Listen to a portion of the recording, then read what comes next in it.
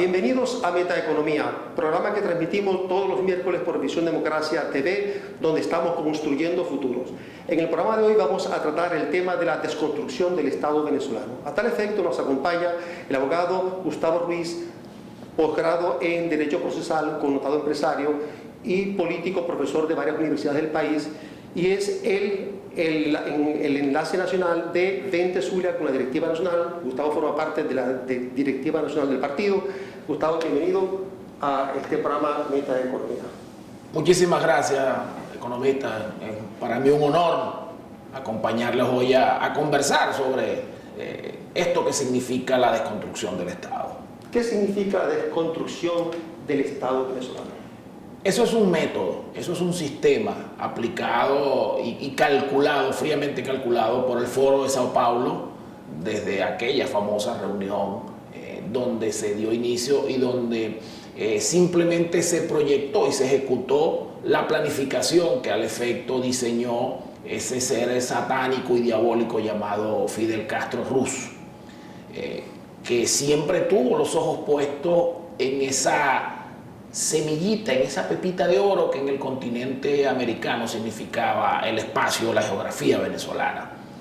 Y en base a eso podemos retrotraernos, y lo hemos visto, muchísimos videos donde vemos a un Hugo Chávez Frías engañando a la gente, hablando de democracia, hablando de que debía haber pluralidad de medios de comunicación, de que había respeto a la propiedad privada y de que se respetaban los valores de la libertad y la democracia. Poco a poco empezamos a ver aspectos, si se quiere, nimios, si se quiere, irrelevantes, que pasaban por debajo de la mesa. Y recordemos aquel famoso mensaje, tristemente célebre mensaje de María Isabel: esta noche te doy lo tuyo. Desde allí se empezó a perder la majestad de lo que significaba el presidente de la República, la posición, ocupar esa magistratura. Porque quien ocupa un magisterio fundamentalmente educa, el presidente ante todo, educa a la ciudadanía. Y eso pasó por debajo de la mesa y algunos lo celebraron como un chiste, muy mal chiste. Porque desde allí se empezó un proceso evolutivo que empezó en degradé. Hubo un momento histórico cuando Chávez manifestó que él era socialista. Luego empezó en las Fuerzas Armadas hablarse de patria, socialismo o muerte, y lo gritaban, y era obligatorio que tenían que gritarlo. Que a propósito, quienes hoy son víctimas de ese monstruo que crearon, Alcalá Cordones, Baduel, lamentablemente hoy día privados de libertad, y en el caso de Alcalá en el destierro, y muchísimos militares que lamentablemente fueron víctimas, insisto, de ese monstruo que fabricaron, de ese monstruo que crearon. Pero no solo fue a nivel estrictamente militar, se estableció una articulación en el tejido del Estado para convertirse en un sistema militar y militarista, donde los militares que fueron capacitados y adiestrados para defender la soberanía, para garantizar la seguridad y la defensa de los venezolanos, empezaron a ocupar posiciones en la finanza, en la salud, en la economía en general, en la infraestructura, definitivamente empezando a desdibujar el Estado. El Poder Judicial, del que puedo hablar con absoluta propiedad, es otra muestra más de esa desconstrucción, de ese desmontaje del Estado. Llegó un momento hasta la degradación de hoy, donde definitivamente se aplicó aquella famosa tesis filosófica de Hannah Arendt, que hablaba sobre la banalización del mal. Allí se empezó a banalizar no solo el mal, sino la libertad. Con todos los errores que hubo en la era democrática inicial, había unos códigos que respetaban por lo menos algunos valores, entre ellos fundamentalmente el de la libertad, sin decir que era estricto. Si hubo abusos, si hubo excesos, porque hay que decirlo, pero no al nivel de hoy. Hoy día cualquiera que se oponga al régimen no solo desde el punto de vista político, sino desde los intereses que subyacen en cuanto a ese entramado tiránico y delincuencial que es el régimen que está ocupando por vías de hecho Miraflores.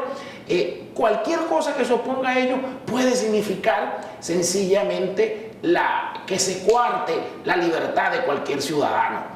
A propósito de esta semana, el día domingo pasado se presentó una circunstancia en el sur del lago donde un productor agropecuario fue atacado así literalmente por el FAES, y fue la policía del municipio Pulgar a defenderlo con la población, y estaban cavando una fosa con los empleados al peor estilo del estalinismo bolchevique de los inicios de los regímenes más oprobiosos del planeta Tierra. Entonces, hoy día vemos que todo ese desmontaje institucional, donde no se respeta esa famosa trilogía que hizo la división de los poderes, que la hizo Montesquieu en su momento, después de la Revolución Francesa, hoy día eso no se respeta. En un momento determinado, aquí llegamos a ver a la entonces presidenta del Tribunal Supremo de Justicia hablando de que había que eliminar la separación de los poderes. También pasó por debajo de la mesa esa información. Todo eso ha venido significando el desmontaje del Estado, aquel famoso mensaje.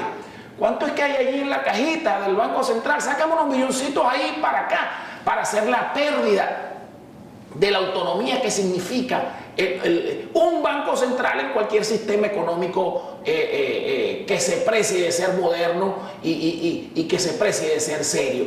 Entonces, todo ese desmontaje significaba sencillamente atraer el poder en la llamada, según la doctrina política, la hipertrofia presidencial. Es decir, que gire alrededor de Miraflores, gire en quien ocupa y en quien detenta el poder toda la posibilidad de decidir en la economía, en los aspectos judiciales, en las finanzas, en la salud, en la infraestructura y hasta en la manera de pensar, porque hasta en eso ha estado calculado ese desmontaje, esa desconstrucción de la institucionalidad. Gustavo, en el próximo segmento quisiéramos saber de tu parte las causas raíces que explican esta situación que estás describiendo. En el siguiente segmento, en Metaeconomía.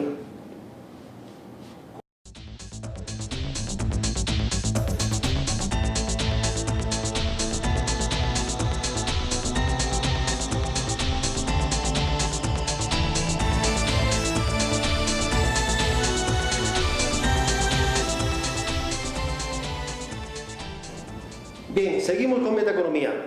Hemos descubierto, o mejor dicho, hemos descrito un problema que es la desconstrucción del Estado venezolano, donde se ha perdido el equilibrio entre los poderes. Y sabemos que el equilibrio de los poderes públicos es garantía de la democracia y del Estado de Derecho, es decir, la supremacía de la ley sobre todos los entes que conforman una sociedad.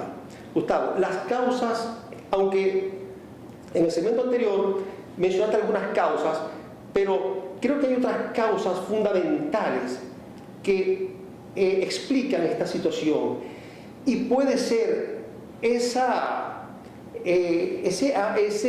apología que se ha hecho de la revolución cubana en el país, donde lo que en otrora nos pudo haber entusiasmado que Cuba era un país libre, que se había independizado del imperialismo yanqui, porque son las cosas que nuestras universidades nos metían en la cabeza.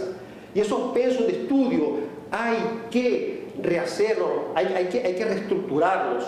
Por ejemplo, ¿qué valor agrega en la carrera de economía una materia que se llama economía marxista, economía socialista? Entonces eso va, cuando un muchacho llega a la universidad de 20, 18 años y escucha a profesores, hasta con cierto renombre y prestigio, hablar de esa cosa, uno se cree el cuento de que el socialismo es la respuesta a la crisis mundial en materia de política, economía y de bienestar social. Sí, sin duda el Estado venezolano, esto no es producto de la casualidad, esto ha sido un proceso. En nuestro caso, los que tuvimos la oportunidad de ver, por ejemplo, la formación en estudios generales, estudio y comprensión del hombre, Problemática de su desarrollo, allí veíamos los famosos libros de Martha Hanecker, por ejemplo. Entonces, allí nos damos cuenta de lo que nos intentaban meter, pero bueno, algunos tuvimos la sapiencia y la visión de no comernos ese cuento. Muchos jamás, al contrario, en mi caso particular como líder universitario, me tocó siempre enfrentar la izquierda porque nunca, jamás he acompañado los procesos de la izquierda, ni siquiera en esa universidad donde, bueno, era estar fuera de moda.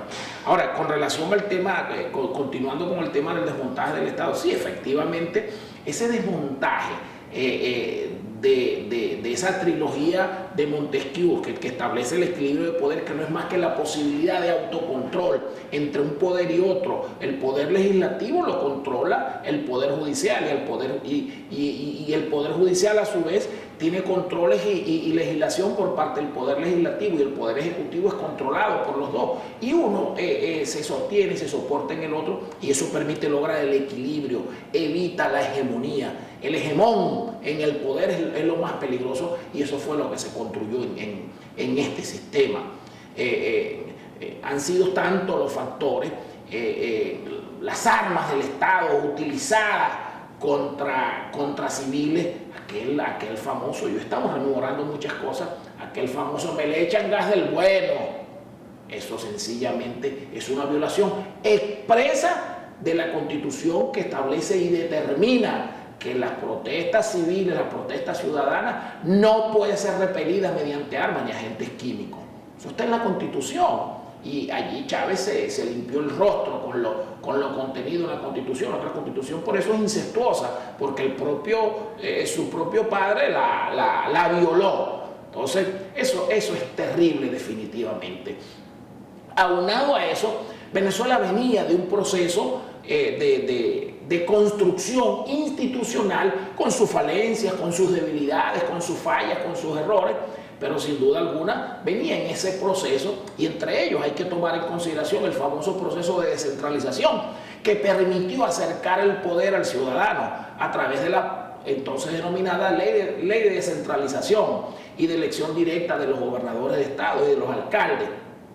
Todo eso se fue presentando, y hoy día vemos que eso es simplemente papel, eso simplemente es nominativo, porque no existe en la práctica por parte del régimen, no existe. En este momento acabamos de ver que acaban de sacar la que entonces era gobernadora del estado Lara, y se la llevaron electa en elecciones que podemos entrar a conversar, pero desde el punto de vista, llamémoslo formal, que está allí, fue electa para una gobernación, y sencillamente la extraen y se la llevan a ocupar el Ministerio de Relaciones Interiores. No se respeta lo que es la descentralización, no se respeta la federalización, que es un elemento para la construcción de un Estado plenamente desarrollado y que acerque el poder al ciudadano, de un Estado que permita la autonomía funcional de cada región. Cada región tiene sus particularidades, pero en la medida en que cada región pueda llegar a tener para sí y por sí sus funcionalidades políticas y económicas, podrá construirse una mejor sociedad. Imaginémonos lo que representa el Zulia. El Zulia tiene capacidad agropecuaria, el Zulia tiene capacidad petrolera y minera en general y de carácter energético. El Zulia tiene un potencial enorme desde el punto de vista turístico. El Zulia tiene unas potencialidades hídricas de carácter pero extraordinario. Asimismo, su ubicación geopolítica le da una posibilidad de convertirse en un gran foco de desarrollo, no solo dentro de Venezuela, sino de Venezuela como un factor de enlace relevante para la economía de Sudamérica, de Latinoamérica y de América en general, por las ventajas geopolíticas que representa la ubicación geográfica del estado Zulia. Entonces, son tantas las circunstancias que pudieron haber permitido desarrollar este país, que algunos ven con sorpresa que se haya actuado, se haya transitado una ruta que lo que llevó fue a la involución, que llevó sencillamente a que hoy día la gente la veamos en las calles buscando leña para cocinar. Eso no es casual, eso es llevar a la gente a la base de la pirámide de Maslow para tratar de satisfacer sencillamente sus necesidades básicas y absolutas de subsistencia, para evitar que el ciudadano pueda dedicarse a confrontar, que pueda dedicarse a enfrentar, que pueda dedicarse a reclamar, porque mientras el hambre agobia, mientras el hambre ataca el entorno familiar, ataca a la familia, eso va a limitar y en muchos casos va a impedir que la acción ciudadana pueda materializarse en una protesta, en un reclamo. Hoy día subyugar al ciudadano se convirtió en una práctica recurrente y reiterada del Estado, de tal manera que nos corresponde a nosotros sencillamente rebelarnos, así como en esos tiempos de la universidad. Muchos logramos rebelarnos frente a lo que era la moda, que había que cargar la bodina, la camisa del Che y pensar con la izquierda y lavarnos el cerebro. Hoy día tenemos que hacerlo de igual manera. No es fácil, no es fácil, pero existe una población, existe una ciudadanía, existe un movimiento social, una fuerza social que se niega y se va a seguir negando a este oprobio, a esta desgracia, a esta, y lo digo con todas las letras, a esta maldición que ha significado para los venezolanos la llegada de esta tiranía. ¿Y quiénes lo vamos a cambiar? Los venezolanos. ¿Cómo lo vamos a cambiar los venezolanos? En una gran acción interna y externa, y para ello nos tocará la oportunidad de hablar, por ejemplo, de la operación de paz y estabilización, que consideramos que es el camino para lograr ese gran cambio. Mencionaste algo, Gustavo, interesante, que yo creo que la oposición realmente no ha abordado este tema con la importancia que se merece. Es cuando el gobierno pierde una gobernación, acto seguido nombran un protector del Estado. Ese es el peor agravio que se le puede hacer a los electores de esa región. Ese es uno de los eventos más antidemocráticos que por lo menos a mí más me han impactado. Eso deriva de la desconstrucción. Recordemos y volvemos a la remembranza. En el año, estimo que estaremos hablando del año 2000, entre los primeros viajes del entonces presidente recientemente electo, Hugo Chávez Frías, que fue al estado Carabobo, y resulta que no se quiso reunir con Enrique Salas, que era el gobernador del estado, rompiendo la institucionalidad que había sido muy respetada anteriormente, donde presidentes de un partido se reunían con otro. Yo puedo recordar con detalles el caso del Zulia. Osvaldo Álvarez Paz manifestaba y expresaba que el gobernador mejor tratado por el entonces presidente Carlos Andrés Pérez era de partido distinto, pero con todas las fallas se respetaba la institucionalidad. Eso viene y eso deriva de allí, y por eso hoy día vemos cómo se presentan estas cosas, ese invento de esos protectorados que empezaron con la figura de Antonio Ledesma en la alcaldía metropolitana de Caracas. Vamos a un corte, Gustavo, y seguimos en el siguiente segmento.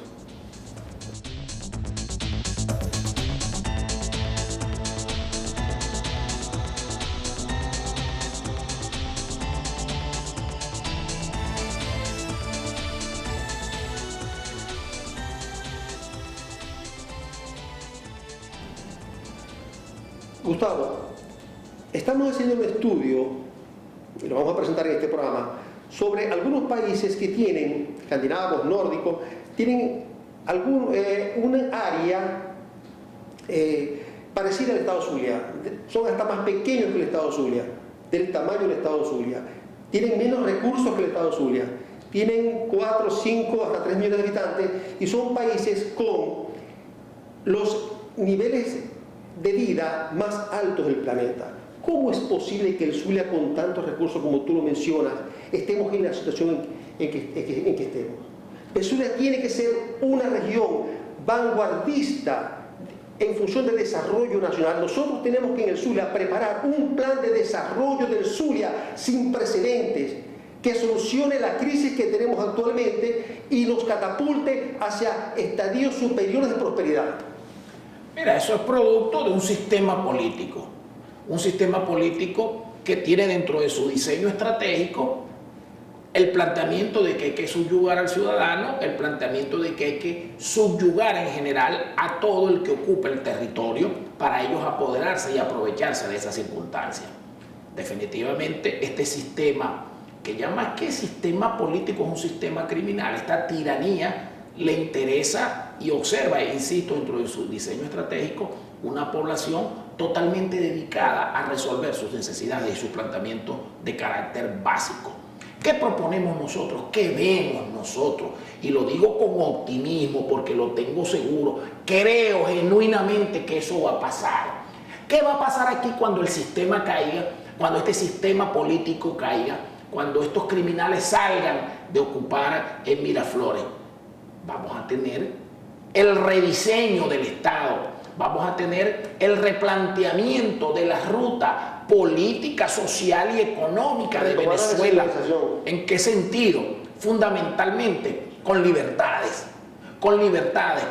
atendiendo el emprendimiento. Cuando nosotros atendemos el emprendimiento, cuando le damos herramientas al ciudadano para que empiece a construir la sociedad y el país que quiere, ahí empieza el desarrollo.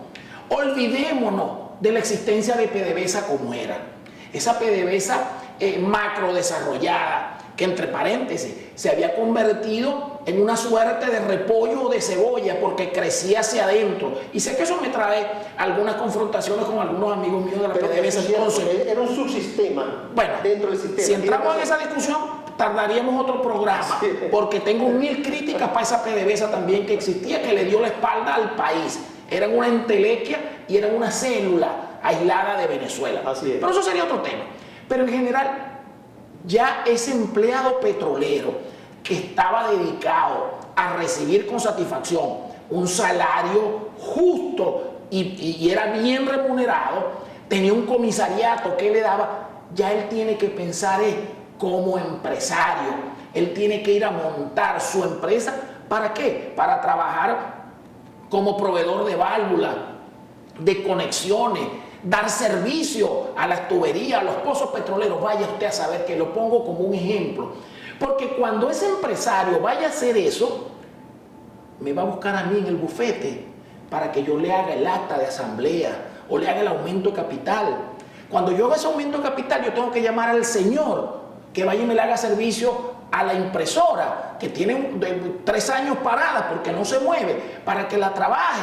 Y ese señor tiene que ir a buscar sus herramientas y va a la ferretería a comprar. Y el de la ferretería va a tener que buscar al señor que vende el café, y el del café va a venderle el almuerzo al señor de la impresora. Se va a reactivar la economía.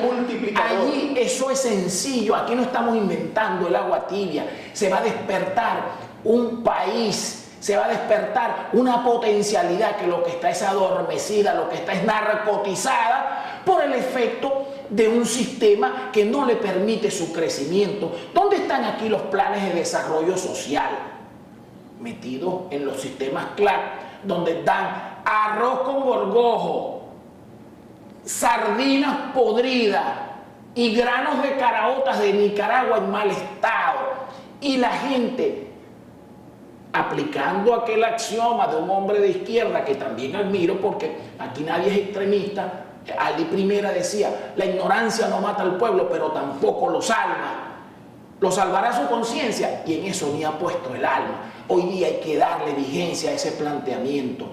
Esa ciudadanía, porque no la debemos llamar pueblo, esa ciudadanía tiene que empezar a ver más allá de la nariz y a dejar de pedir un pez, sino a exigir que se le enseñe a pescar. Y nosotros como Estado, como hombres que vamos a la gestión pública, tenemos que empezar a hacer un diseño que permita que el ciudadano aprenda a pescar. Y que cuando vaya a pescar no solo tenga un pez para satisfacer su hambre, sino que pueda tener muchos peces para poder empezar a vender. Y eso va a despertar la economía. Esa es la Venezuela que nosotros vemos. La Venezuela en un sistema de justicia, que es la columna vertebral de toda sociedad, sea totalmente autónomo, con jueces, primero, probos, y segundo, muy bien formados. Porque el problema, y lo digo como abogado en ejercicio y como formador de abogados, nada más peligroso que un juez sin formación. Eso es terrible, porque es pasto de la corrupción y pasto de la subversión procesal del sistema, y eso es terrible para el ejercicio del derecho. Pero cuando nosotros tengamos un sistema judicial que garantice que el hijo del gobernador, que la esposa del ministro o que la hermana del presidente puede ser sancionada por violación de cualquier normativa, ese día el país va a empezar a tomar el rumbo del desarrollo. Vamos a construir esa sociedad que nosotros queremos. Entonces, ¿y cuál es esa sociedad? Sociedad de libertades, sociedad que le permita a la gente expresarse y opinar, y que se rescate un factor fundamental también, que es el de la pluralidad. ¿Por qué nosotros tenemos todos que pensar igual? Hoy día esa unidad que nosotros tenemos en torno a la salida del régimen, cuando salgamos de eso, se va a convertir en la pluralidad. La pluralidad es un atributo de la democracia. La política es dialéctica, y la confrontación permite que podamos intercambiar, que podamos discutir de manera civilizada y llegar a conclusiones positivas para desarrollar a las mayorías. Eso es lo que nosotros perseguimos, construir una sociedad plural, una sociedad de libertades, una sociedad donde cualquiera pueda decir que tiene la tranquilidad de poner un negocio porque no le va a llegar el tipo de la esquina que es familiar del fulano del FAE o del SEBIN o del DGCIN a cobrarle una vacuna. Eso no lo queremos, eso no se repetirá, porque esos cuerpos policiales tienen que estar ocupados por hombres formados y sobre todo hombres bien remunerados, que va a ser su remuneración directamente proporcional a dos factores, el factor ético y la capacitación. Pero esto hay que construirlo. Uno de los grandes problemas de Venezuela es el tema educativo, ya tendremos oportunidad para conversarlo. Hay que educar al ciudadano, hay que educar al servidor público, hay que educar al venezolano en general y sobre todo educarlo para que sienta y se crea que es decente, que es próspero y que este país no es un país rico, sino que tiene gente que lo hace rico. Ese es el secreto del desarrollo y el secreto de lo que viene. Factor clave de éxito, Gustavo, es la educación, la formación de líderes, la formación de empresarios en términos gerenciales, éticos y morales, y la nueva moral y ética del funcionario público tiene que estar sumamente bien definida para que esa propuesta que tú estás haciendo tenga posibilidades de éxito. O sea, tenemos que construir una nueva moral política y empresarial, amén de la educación para el trabajo de la gente y la reconstrucción del tejido familiar tan mermado por esta situación tan dramática que tú estás muy bien describiendo. Señores, gracias Gustavo por acompañarnos. Después nos daremos la mano como debe ser, ¿no? Y los esperamos el próximo miércoles a las 7 por Metaeconomía, que se transmite por Visión Democracia TV, donde, como pueden ver, estamos construyendo futuro.